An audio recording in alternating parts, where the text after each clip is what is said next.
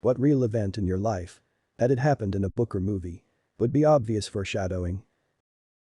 The hundreds of times I joked about strengthening my immune system while eating something off the floor or something else gross or unsanitary. I have an autoimmune disease now. It just got too powerful. One of the few solid memories I have of my biological father is him sitting me down and walking me through his absolute favorite song. Not just pointing it out on the radio, making me, a small child, really understand the lyrics and the story behind them. He left when I was 6 to go to the gym. Ran off with a nanny. And I haven't seen him in 25 years. The song? Cats in the Cradle. Don't let anyone fool you. The worst kind of deadbeat dad is the stereotypical kind. My dad and I were just about to leave for my soccer game when I decided to rip a massive fart. I shat my pants. My dad starts laughing like a madman, tears and stuff. Then proceeds to yell, "This is how you rip one." He shat his pants.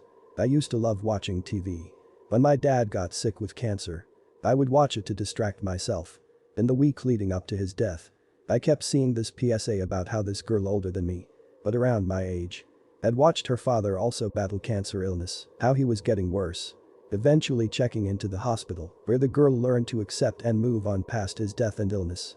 As the father had died at the end of the commercial. I'm not talking about how this PSA only played on one channel. It was on every channel I would stop on. Sure enough, at the end of the week, my father signed on with hospice. And died. Well, I took him dying hard. I think it definitely helped lessen the blow. Woke up on a very humid morning with thunderstorms in the forecast. Our dog was laying in the hallway in front of the bathroom. We opened the bathroom door before heading to work and told the dog, "If it gets too loud, just hide in here." Later that day a tornado hit our house. We lost our roof and most of our windows. Our dog survived with no injuries. Nobody else was home at the time. We were out signing a lease on a new rental house, a second bit of foreshadowing. I got home first and he was acting super guilty like he thought we were going to blame him for the damage. We kept saying it's okay in a friendly sing-songy voice, but he didn't believe us. I think my story counts. Kept feeling like I was blacking out. But thought nothing of it. When I was a kid. Whenever I was at middle school dances I'd stop what I was doing and black out a few seconds, or riding my bike on one occasion and a matter of seconds later wake up on the ground. And then when I was 13 I had my first grand mal tonic-clonic seizure and was diagnosed with epilepsy. My doctors figured I'd been having absent seizures as a kid a whole lot, but since they're very small and not noticeable it went, well, unnoticed. Back when I was about to start high school. The whole family got together at my grandmother's house for an impromptu get-together. As I left with my mother I asked, "Is Grandma going to be alone tonight?" My mother confirmed my guess. When asked why I said I don't know. It just rubs me the wrong way. At night my grandmother had a massive stroke. And wasn't found until 2.5 days later. She lived. But she wasn't the same. My parents and I ended up taking care of her for the last year of her life. I sometimes wonder what would have happened if I called up there once we got home. My grandmother was also left lying alone for a day or two after having a stroke and falling out of bed. Breaks my heart to think about her stuck like that. Fortunately, my stepmom mentioned to my dad that his mom hadn't played words with friends that day. She usually played about 2 words a day with my stepmom. He was a little worried, but it was pretty late at night, so he called in the morning, and when she didn't answer he sent a neighbor over. She died a few days later in the hospital with some family around. I'm just thankful she didn't die alone on the floor. My cousin was an intensive care nurse. When I was 15 I was talking to her about her job and she told me she was currently looking after a patient who had been burnt. I remember saying to her that it would be horrible to go through something like that. A week later my family home burns down and I get pretty badly burned. Fucking jinxed myself. My mom and dad had been married since she was 21. They had tried for a child for 15 years with no luck and my mom was told she was infertile. They were in Malaysia for her birthday and she got a palm reading from this old lady. She said, "You'll have a girl. Followed by a boy. You'll have a health scare and die at a ripe age." At 40, my mom had me, female. My brother was born 3 years later. My mom had a tumor removed from her ear canal making her deaf in that ear. She is now 66. I was taking care of my girlfriend while she had a really bad fever. The flu spread through her family and somehow made its rounds through my family, but luckily I didn't get sick. She commented that it was unfair that I never get sick. I thought back to when I last had to use a sick day at work and couldn't remember. I guess I was just pretty healthy or lucky. Later that week I was taking a shower when I noticed one of my testicles was a lot firmer and a bit bigger than the other. I did some quick research and came to the conclusion it was cancer. After many appointments and a surgery, sure enough, It was cancer. I got the cancer-free prognosis back in March, but I'll be under close monitoring for the next several years in case it makes a comeback. I appreciate everybody's well wishes, they seriously bring a smile to my face, and for all the men out there, please check your balls. Tell your brothers, your sons, your dads, your friends. Check your balls. I never thought it could happen to me, but here I am one nutting it, but totally healthy because I just happened to catch it early. When I was younger I had a dream that my sister's dad was in a house fire. Woke up. Got really freaked out. Told my mum, and she did the standard routine of it's just a dream blah blah blah. That evening the dad called asking if he could crash at our house because his had caught fire. Creepy AF, and it wasn't the only dream I had as a child that was some weird foreshadowing of shitty events to come, and I haven't found a proper explanation for it yet. One of my first girlfriends when I was 14 was fairly morbid and depressed. We had a passionate relationship, but I ended things badly when I didn't know how to handle her emotional needs at that age. One of the things that I always associated with her from then on was the Amy Sedaris show Strangers with Candy. It was one of her favorite shows and we used to watch it together. I avoided the show for years because of the guilt associated with the way I'd handled the relationship. 6 years later, when I was in college, Strangers with Candy popped up on Netflix. I rewatched the whole series. And because of all of my nostalgic associations, I got the feeling that it might finally be time. What with Facebook and all. To reach out to her. Apologize for my immature breakup of years before. And try to be friends. But that very month, after not hearing a word about her for all those years, I got a call from our old mutual friend that she had committed suicide. My wife, a beautiful British redhead, was annoyed as a girl by the fact that she had freckles. Her mother used to tell her that Americans loved freckles.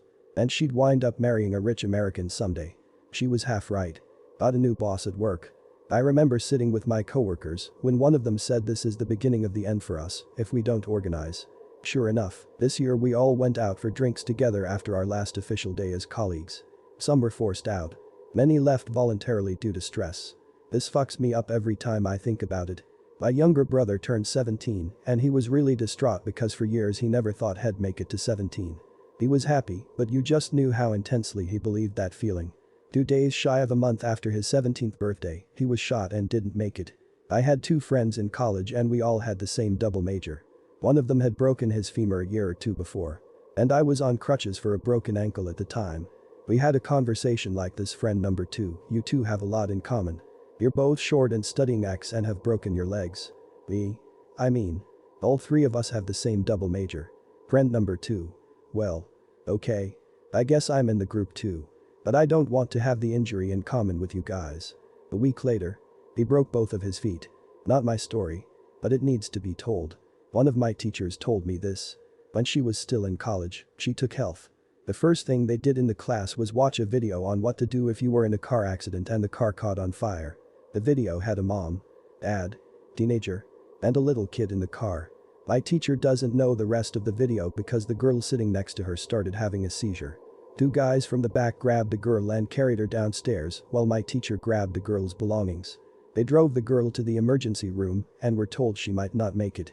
She made it and everything was fine. But a few months later that girl was driving with her mom, dad, and little brother when they were in a car accident and the car caught on fire. None of them made it. My teacher told us that this was a product of fate. Also, she told us this story to give us a reason to learn our classmates' names. She didn't know the girl's name. But one of the guys that carried her was Archie Manning. My grandpa drove me home one day. But couldn't remember where to go. It seemed like he was looking for the house we lived in a few years ago before we moved. Which was unusual since Hughes came to our new house many times. He ended up being diagnosed with Alzheimer's soon after that incident when he crashed his car into a light pole. Saw my dad get hit by a sprinkler while in the car, so the seat behind him and the open window, laughed in the most mocking way possible before promptly getting cut off by the next splash of water, which must have been angled slightly differently. Don't know if that counts as foreshadowing. But it's definitely something I'd see coming if it were in a TV show. Rolled a 20-sided dice in the morning when I woke up. Got a 1. Proceeded to have a terrible fucking day. We were talking about getting arrested while smoking a spliff, then right after police came on bikes and arrested me. This happened to me once. I said. If we sit here guys, I swear the cops will be here in like 5 minutes. Watch. Everyone laughed. Everyone talked to the cop too. My husband and I were invited around to my dad and stepmom's house for a family dinner with my siblings. My dad and stepmom were being particularly mushy and loving to each other that night. Smooching and snuggling. We generally show love in our household with inappropriate jokes and lovingly poking fun at each other.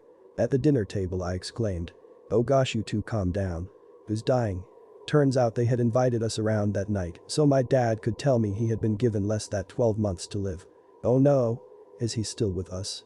This conversation was in January 2018 and he passed away last month 5 days before my wedding. Luckily he found it humorous that I am such an awkwardly foot-in-mouth kind of human. As he was the same. I pretty much struggled to make friends until 6th grade. Finally making friends and feeling a sense of belonging was the greatest thing ever. 7th grade was the shit. Then during the beginning of 8th grade something weird happened. All of my friends had classes together except me. We shared the same lunch, but I remember feeling incredibly left out because they were always talking about things I wasn't there for. They had inside jokes I didn't understand. I was alone again. I later learned my family was moving out of state. Within a month. We moved and I was literally back to nothing. I always saw that brief 8th grade year as a sort of foreshadowing of the storms to come at it. Thank you guys for the kind words. This was back in like 2007-8. My family ended up moving twice during my 9th grade year and then once more my senior year. Since I was a new student as a senior. I wasn't even in the yearbook and didn't have my senior portraits done. But by that point I didn't really care anymore. I moved in the summer between 5th and 6th grade and struggled a lot. Finally had some friends.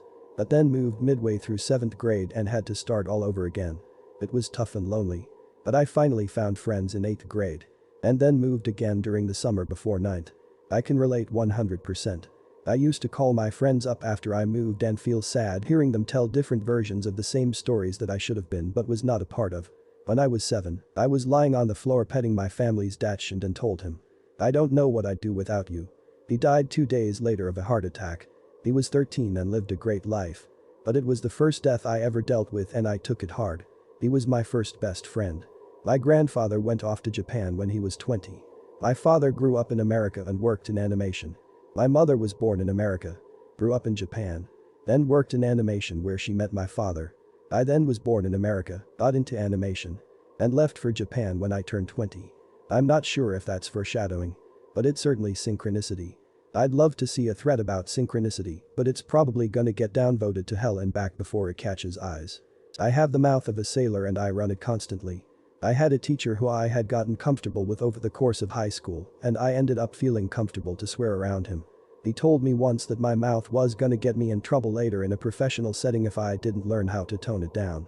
Fast forward a couple of years and I was fired from my job for dropping an F-bomb in front of the company CFO. One of my co-workers was fired from his previous job for calling his boss a clipboard wanker. Swearing is a daily thing at my job and everyone finds that story hilarious. I guess he took things a bit too far with the freestyle swearing. Gotta stick to the proven basics.